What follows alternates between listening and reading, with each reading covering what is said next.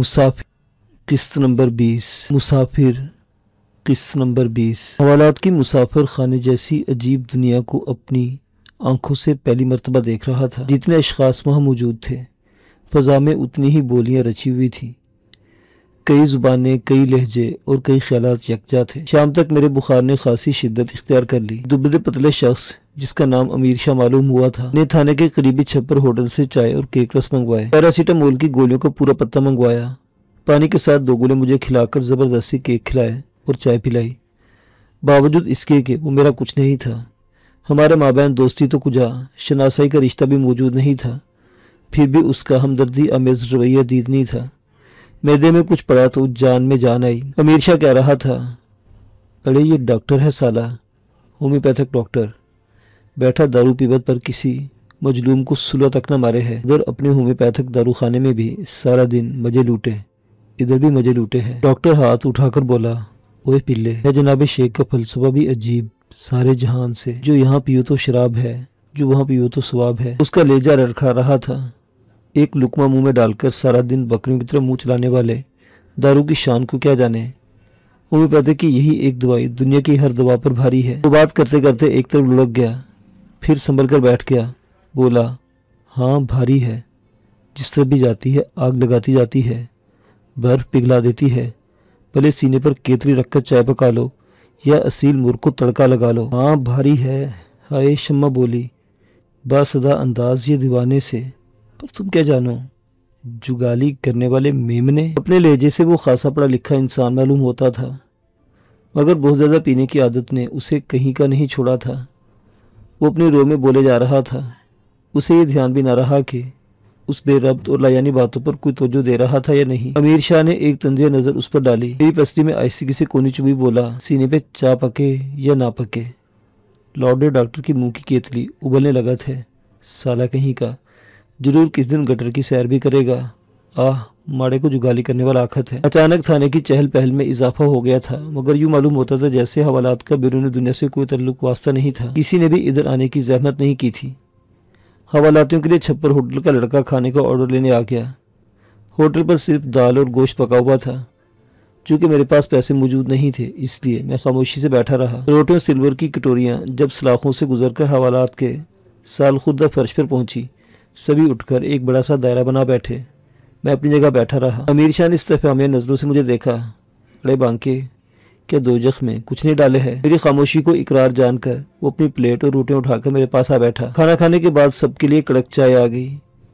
आम हालात में शायद मैं ऐसी चाय कभी ना पीता, मगर उस वक्त वो कड़वी, कसीली और बेदूध की चाय भी दूध पत्ती महसूस हुई।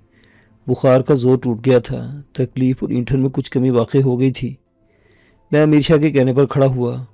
कुव्वत इरादी को बुरूकार लाते महदूद जगह में चहलकदमी करने लगा। 10-15 मिनट में काफ़ी तक संभल गया। मैं और अमीर शाह दूसरे हवालातों से कदरे अलग हो बैठे ही थे कि मुझे सलाखों से वही वैगन सेन में आकर रुकती दिखाई दी जिस पर मुझे थाने लाया गया था। सब इंस्पेक्टर मलिक अरशद और फरीद अली की थकी थकी सूरतें दिखाई दी। वो हवालात की तरफ देखे बगैर आगे गुजर गए।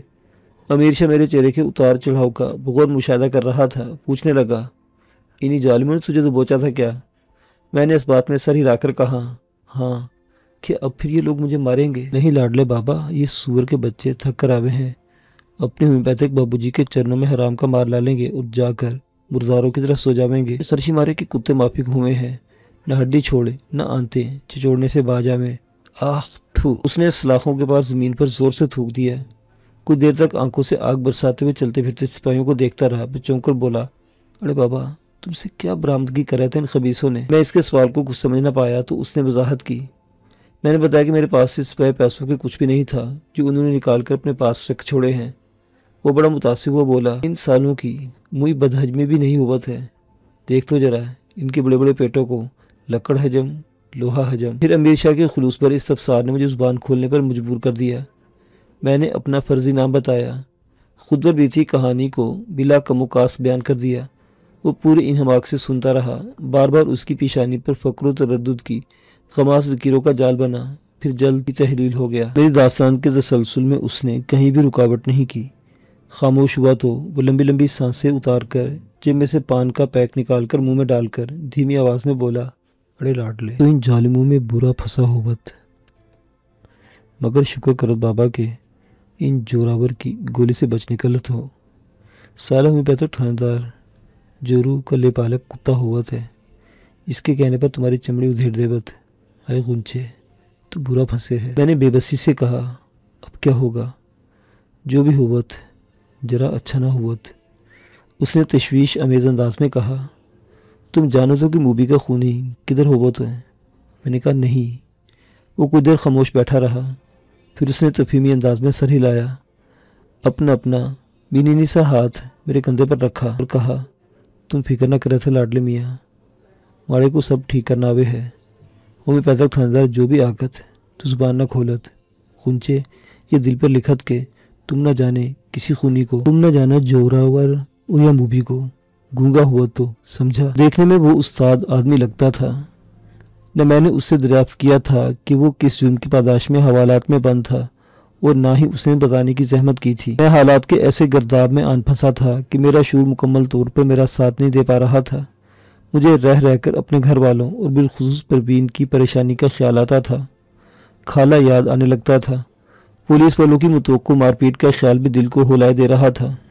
घबराहट और इज़्तिराब के आलम में अमीरी शाह भी खातिर खा तवज्जो नहीं दे पा रहा था, मगर उसने मेरी बेरुखी के बावजूद मुझे बड़ी ढारस बंधाई थी। उसने अपने मखसूस अंदाज में मुझे तसल्ली भी दी थी कि वो थानेदार के सामने मेरी बेगुनाही की बात करेगा। अगर थानेदार फिर भी नहीं मानेगा तो वो अपनी मैडम से कहकर मुझे हवालात से निकलवा देगा।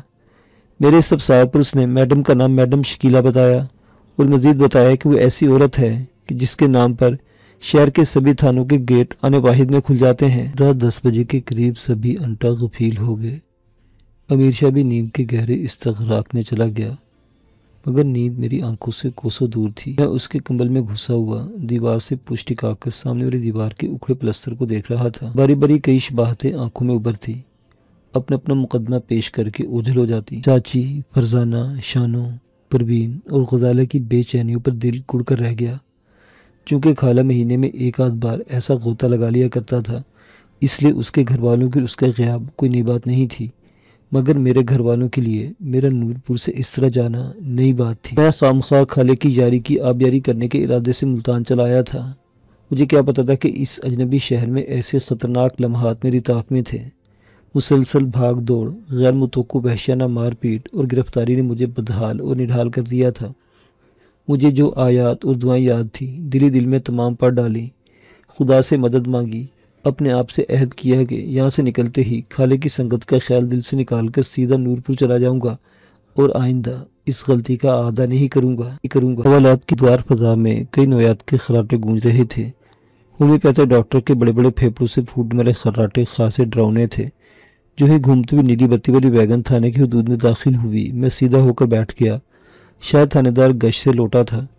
कुछ ही देर के बाद सलाखों के बाहर बूटों की धमक गूंजी। एक लंबा तलंबा शख्स 5-7 एहलकारों के जुलूस में चलता हुआ हवालात के दरवाजे पर आकर थम गया। उसकी आन बान को देखकर मुझे अंदाज़ा हुआ कि वो थानेदार था, इस थाने का बेताज बादशाह था। उसकी टटोलती हुई नज़रों ने मुझे फ़ौरन ताड़ लिया। साकित खड़ा मुझे घूरने लगा। उसके चेहरे पर स्याह सफ़ेद बालों वाली दाढ़ी बड़ी भली लग रही थी। उसकी कदावर शख्सियत बड़ी बारोब थी। उसने अपने दाएं हाथ खड़े सिपाही से मेरे बारे में पूछा तो उसने बताया कि मुझे मूबी के कत्ल के सिलसिले में सब इंस्पेक्टर हवालात में डाल गया है और खुसूसी निगरानी की ताकीद कर गया है। मैंने हिम्मत करते हुए कहा, सर जी, मुझे बेगुनाह पकड़कर मारा पीटा गया है और यहाँ ला फेंका गया है। वो चौंका। मेरा अंदाज़ा था कि उसे मेरा मुद्दिबाना और पढ़ा लिखा लहजा अजीब लगा था। मुझे बगौर देखने लगा। मैंने अपनी बात को दोहराया तो वो ठहरे हुए लहजे में बोला, कोई वजह तो रही होगी तुम पर शक करने और तुम्हें गिरफ्तार करने की। मैंने जल्दी से कहा, मैं खान मार्केट में दाखिल होने लगा था कि एक डार्क ब्लू कार मेरे करीबान रुकी। उसमें से 2 आदमी उतरे। वो मुझे किसी गलत फहमी की बिना पर ज़बरदस्ती कहाँ ले जाना चाहते थे, जबकि मैं जाने पर तैयार नहीं था। वहीं हमारी लड़ाई हो गई। पुलिस वाले आ गए और उन्होंने मुझे पकड़कर मारना शुरू कर दिया। फिर डाले में डालकर यहाँ ले आए। मैंने अपनी पूरी कोशिश की थी कि मेरा लहजा बेहद मासूम और शाइस्ता रहे और मैं अपनी कोशिश में खासा कामयाब रहा था। तुम्हें अगवा करने वाले कौन थे? क्या तुम उन्हें जानते हो? मैंने जल्दी से कहा, मैंने दोनों को ज़िंदगी में पहली मरतबा देखा है जी। एक का नाम जोरावर है और दूसरे के नाम का मुझे इल्म नहीं। जोरावर। उसके होंठ सीटी पर जाने के से अंदाज में सुकड़ गए। जोरावर को क्या गलतफहमी थी? वो कह रहा था कि मेरा साथी उसकी किसी मूवी नामी दोस्त को गोली मारकर भाग गया है। मैं ना तो किसी मूवी को जानता हूँ, ना जोरावर को, और ना ही मेरा कोई साथी है सर जी। मैं तो एक सीधा साधा किसान हूँ, ज़मीनों पर हल चलाता हूँ, ज़मीनों का उगला हुआ अनाज खाकर सो जाता हूँ। उसकी नज़रें मुझे अपने बदन के आर पार होती महसूस हो रही थी। उसने बरामदे में खड़े एहलकार को हाथ के इशारे से बुलाया, पूछा, इसे कौन लाकअप में डाल गया है?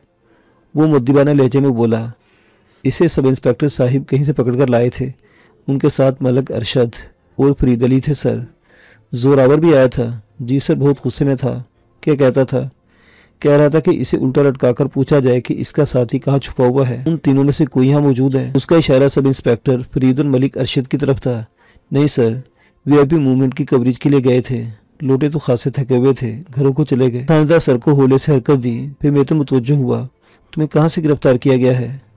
मैंने कहा, खान मार्केट के बाहर से सर। कहाँ के रहने वाले हो? मुजफ्फरगढ़ से परे एक बस्ती में रहता हूँ जी। मेरे अक़ब में अमीर शाह के कहके की तेज आवाज़ गूंजी। थानेदार ने उसे डांटा। वो बमुश्किल अपनी हंसी रोककर बोला, अरे बादशाह, माड़ा क्या?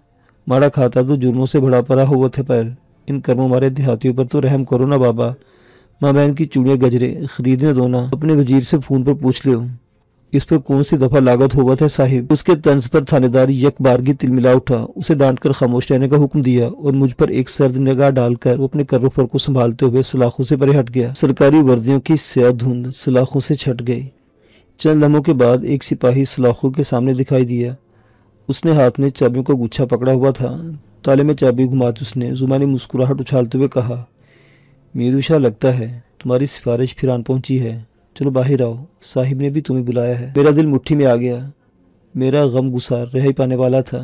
एक आस लगी थी, वो भी बुझने लगी।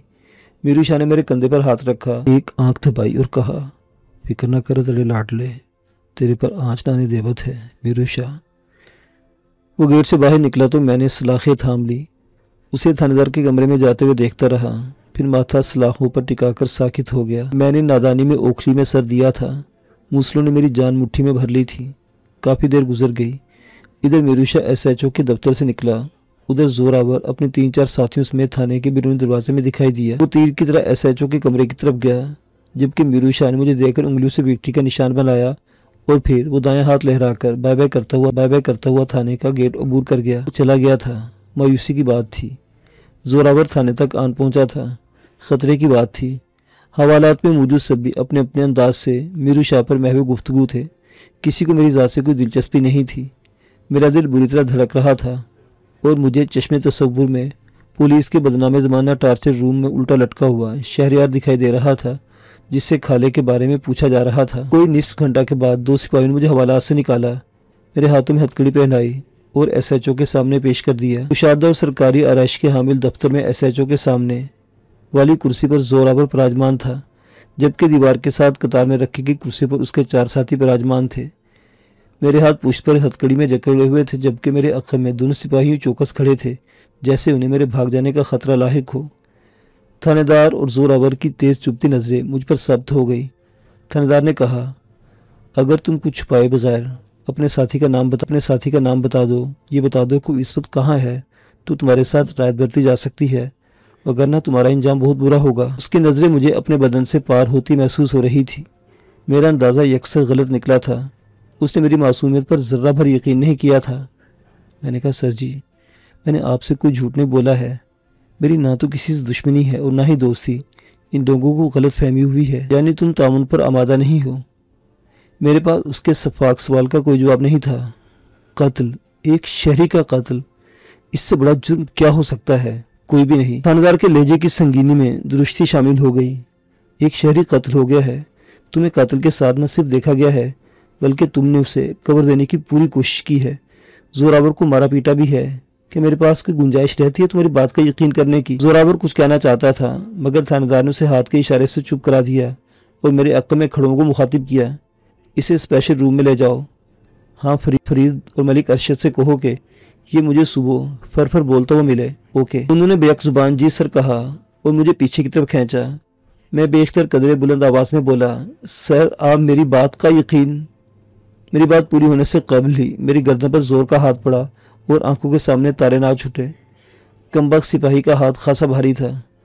ऐसे ही वक्त में जब मैं हवास बाख्ता पलट रहा था, मेरे कानों में मीरू शाह की आवाज़ गूंजी, अरे वाह बादशाह के संतरियो, गूंचे पर हाथ झाड़ो हो, एक जरा सी देर को रुकत ना बाबा। दरवाजे के ऐन बीचों बीच मीरू शाह खड़ा दिखाई दिया। उसने मुझे खींचकर बाहर ले जाने वाले सिपाहियों का रास्ता रोक रखा था। फातिहा ने नजरों से थानेदार की तरफ देखा, हाथ से कमरे के बाहर किसी की तरफ इशारा कर बोला, अरे बादशाह जी देखो तो कौन मिलने आवत है तुमसे। न सिर्फ मैं बल्कि थानेदार और जोरावर के नज़दीक भी मीरू शाह के ड्रामाई अंदाज ताज्जुब खेज थी। वो दोनों झटके से खड़े हुए। थानेदार ने कदरे सख्त लहजे में कहा, मीरू शाह नया ड्रामा क्या है? मीरू शाह ने बाहर गैलरी में देखा और यकायक दरवाज़ा खोलकर एक तरफ खड़ा हो गया। एक दराज कामत लड़की एक शान इस्तगना से चलती हुई दफ्तर में दाखिल हुई और ऐन मेरे मुकाबिल आकर थम गई। उसकी ताबो तमकुनत और पुरकार शख्सियत ने मुझ पर आने वाहिद ने सख्तादारी कर दिया। मीरू शाह लपक कर दोनों सिपाहियों के बीच खड़ा हुआ और बोला, मैडम यह है मड़ा गुंचा, इसको जालिमों ने खामखा कत्ल के इल्ज़ाम में धर लेवत है। वो चंद लम्हों तक मुझे घूरती रही, फिर एक अदा से चलती हुई थानेदार की मेज तक गई और दोनों हाथ शीशे पर टिकाकर खड़ी हो गई। उसकी शख्सियत का असर था, ये उसके रसूख का दबदबा। दफ्तर में मौजूद सभी अफराद बिल्कुल खामोश थे। उसने जोरावर को बगौर देखा, फिर थानेदार से मुखातिब हुई, अजहर साहिब मैं इस जवान को लेने आई हूँ। थानेदार ने एक तवील सांस हलक में उतारी और शाइस्तगी से बोला, ये मूबी के कत्ल में मुलविस है। मूबी हमारी सोसाइटी का बरेवो था, कत्ल हो गया, अब उसकी जगह जोरावर बरेवो है। चाहे तो अपने बास के खून का बदला ले, चाहे तो मिलने वाली कमांड के मजे लूटे। क्यों जोरावर? उसकी आवाज़ बड़ी जानदार और खूबसूरत थी, अल्फाज में निहा बर्बरियत में शाकाना थी। जोरावर ने कहा, आपको इस मसले में दखल नहीं देना चाहिए मैडम। मूबी हमारा साथी था और कत्ल का बदला लेना हमारा हक है, और पुलिस की मदद लेना क्या हमारी सोसाइटी के लिए मुनासिब है? मैडम की आवाज़ में ज़बरदस्त काट थी। अजहर साहिब मैं इसे अपने साथ लेकर जा रही हूँ, फिक्र न कीजिए, कोई गड़बड़ हुई तो मैं संभाल लूँगी, आप पर कोई आँच नहीं आएगी और मैं इसकी भरपूर कीमत चुकाऊँगी। फिर एक अदा से जोरावर की तरफ मुड़ी, और जोरावर वो भी बड़ा जिंदा दिल जवान था, उसकी मौत का मुझे रंज है, तुम उसके कातिल की तलाश जारी करो।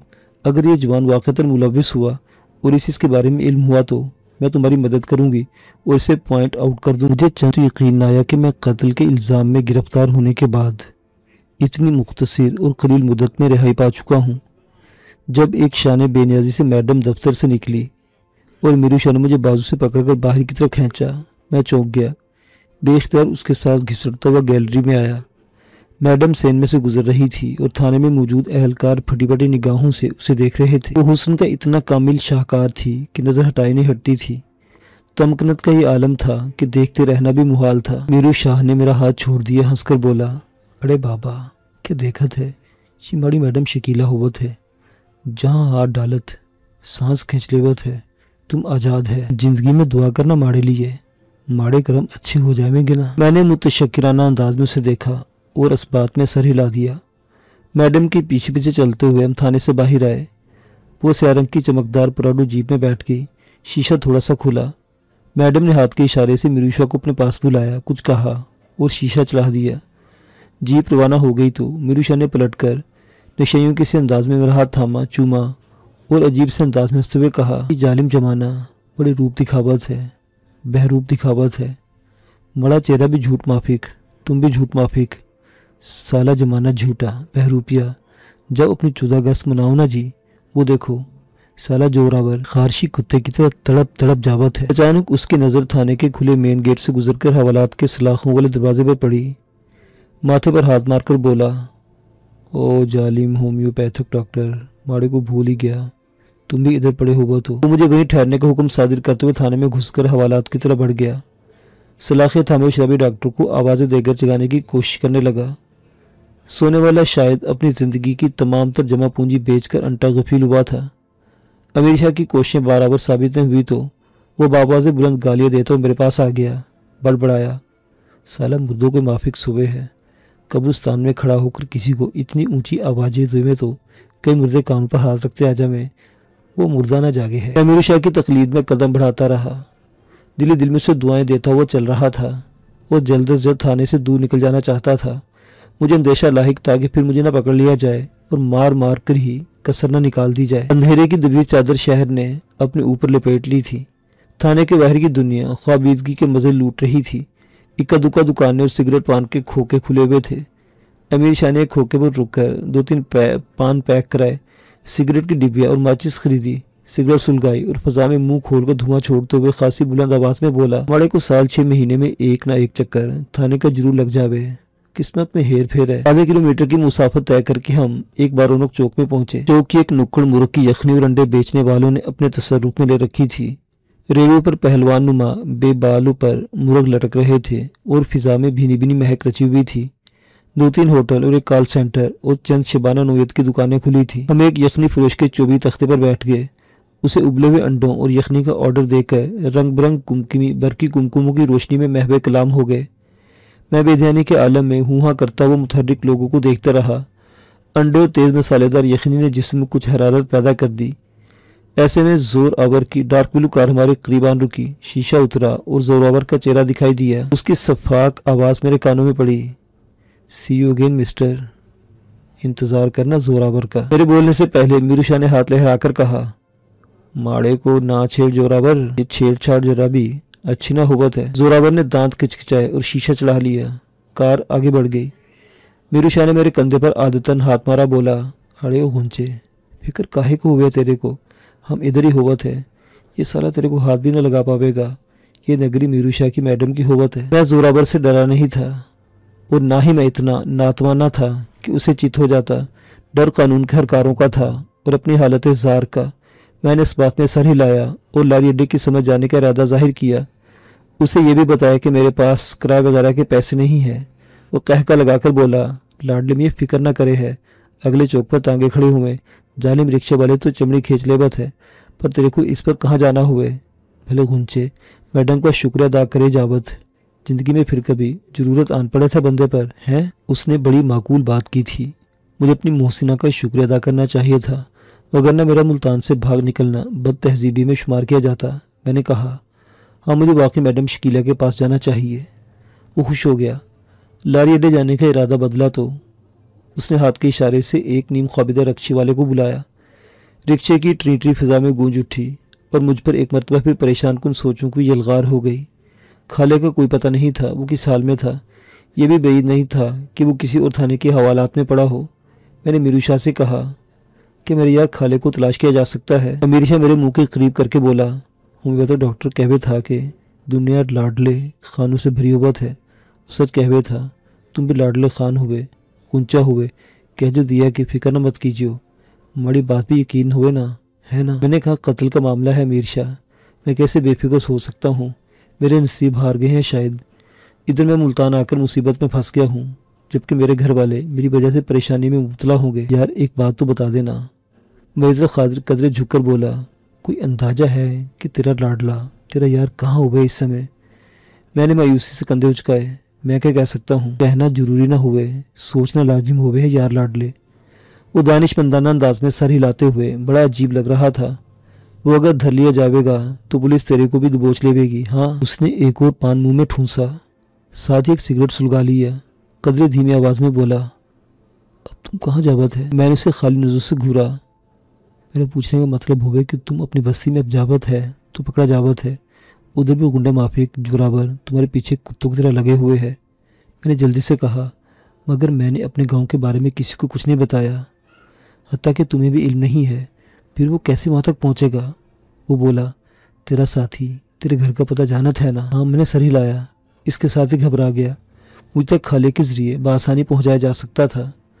अगर वो पकड़ा जावत है तो काले खाकी भूतों को उधर की राह दिखावे है।